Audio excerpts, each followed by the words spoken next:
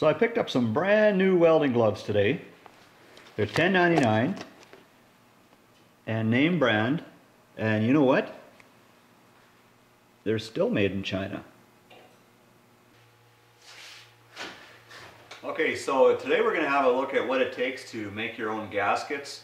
And normally I would never make my own, but let's say if I'm just completely stuck and I got to get my vehicle going like right now, this is what I would do. So let's get at it.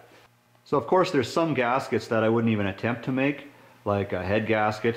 You know, that's multi-layered and it's special heavy-duty sealing around the cylinders and stuff, and I just wouldn't even attempt it. And here's an intake manifold gasket, and you see it's got the special raised ridges around the ports. You know, I would kind of stay away from intake gaskets also, but regular flat gaskets, stuff like what you see here, you know, and there's a lot of these that I could duplicate. I could make that, I could make these. So stuff like that, that's what we're going to have a look at today. So I've got some Felpro gasket material here, and comes in a roll, really handy for a project like this. So sometimes it's as easy as just laying your part out on the gasket material, tracing it out, cutting it out, and then you've got your gasket. But let's say, for example, a water pump, for example, you can't properly trace where the inside hole goes. So there's a trick to making a template to get around that problem. I'll show you what I would do there. So I took a piece of paper and I taped it to the spacer, and I'm going to flip it over now, and all I need now is some hands that aren't perfectly clean, and in a workshop that's not hard to make happen.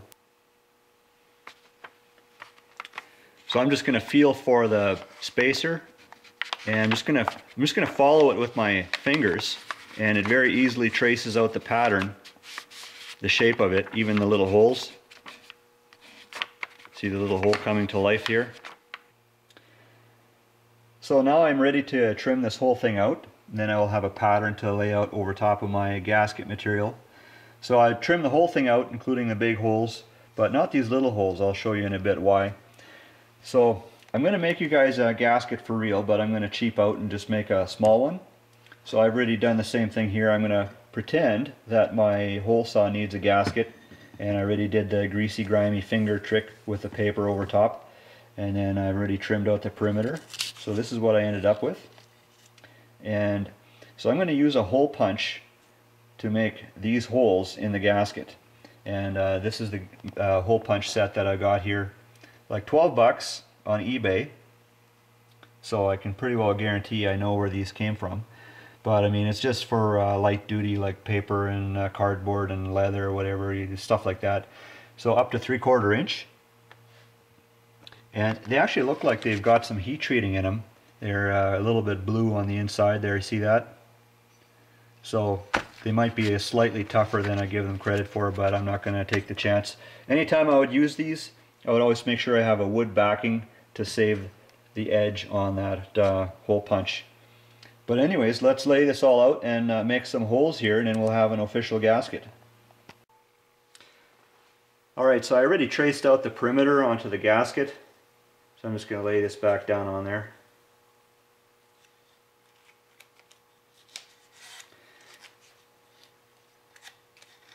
Alright, let's make us a gasket.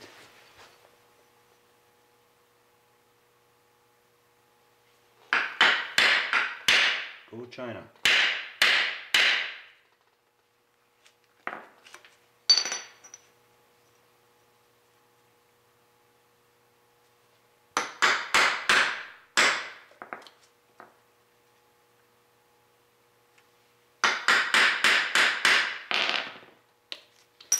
Alright, let's see what we got.